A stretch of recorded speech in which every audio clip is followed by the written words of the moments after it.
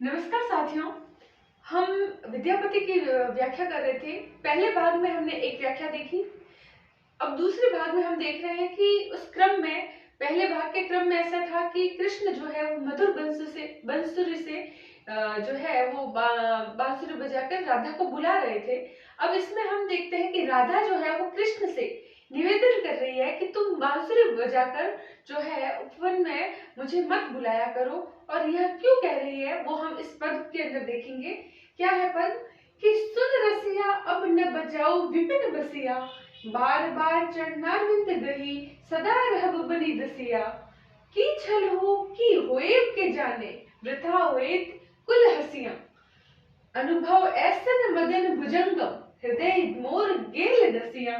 नंद नंदन तुअ सरल, न त्यागब बलु जग होय दुर्जसिया। विद्यापति कह सुनु वनिता मनी, तोर मुख जीतल ससिया। विनय धन्य धन्य तोर भाग गोवारिनी, हरि भजु हृदय हुलसिया।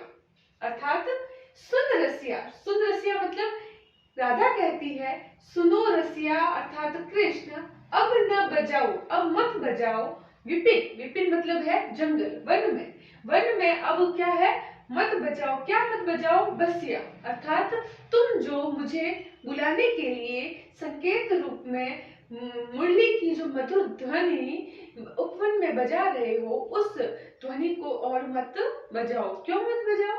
बार बार चरणारविंद गही, क्या करती हूँ मैं? बार बार तुम्हारे चरण रूपी कमल, चरण रूपी अर्थात अरविंद मतलब कमल, चरण रूपी कमल को गही पकड़कर गहन कर क्या करना चाहती हूँ? सदा रहब बनी दसिया, तुम निश्चित रहो, मैं बार बार तुम्हारे चरण रूपी कमलों को पकड़कर कहती हूँ कि मैं सदा ही तुम्हारी क्या बनी रहूंगी? रहब बनी दसिया अर्थात सदा तुम्हारी दासी बनकर रहूंगी, अर्धांगिनी बनकर रहूंगी, अनुगामिनी बनकर रहूंगी। की छलहु की होएब के जाने अर्थात बाकी भविष्य का तो क्या पता है मैं क्या हूँ, और की होएब के जाने अर्थात क्या होगा कौन जानता है। वृथा होएत कुल हसिया, और व्यर्था मतलब ऐसे ही व्यर्थ में ही क्या हो जाएगी? कुल हसिया, हमारी समाज में क्या हो जाएगी? हंसी उड़ेगी, ऐसे ही बात बन जाएगी।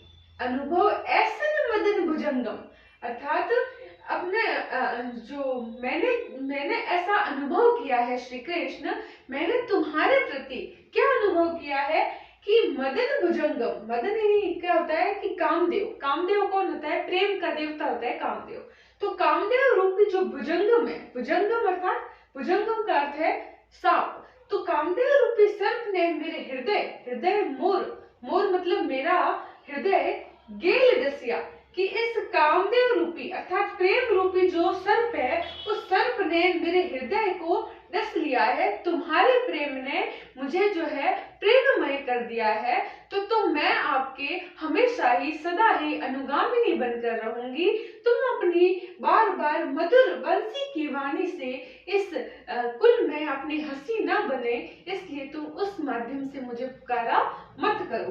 क्या कह रही आगे? नंद नंदन अर्थात नंद के पुत्र श्री कृष्ण, तुअ शरण न त्यागब, तुअ मतलब तुम्हारी, शरण मतलब शरण, मैं तुम्हारी कभी भी शरण त्यागब नहीं त्यागूंगी, छोड़ूंगी, मैं तुम्हारी कभी भी शरण को नहीं त्यागूंगी।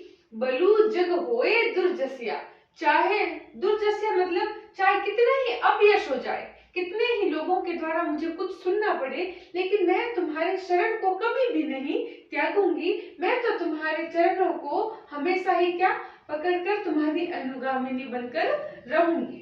विद्यापति कह सुनो, विद्यापति कह मतलब विद्यापति कहते हैं कि सुनो, ये सुनो वनिता मणि मतलब श्रेष्ठ, नारियों में भी श्रेष्ठ राधिका। क्या? हे सुनो राधिका, तोर मुख जीतल ससिया, तुम्हारे सुंदर मुख ने, जीतल मतलब जीत लिया है। क्या जीता है?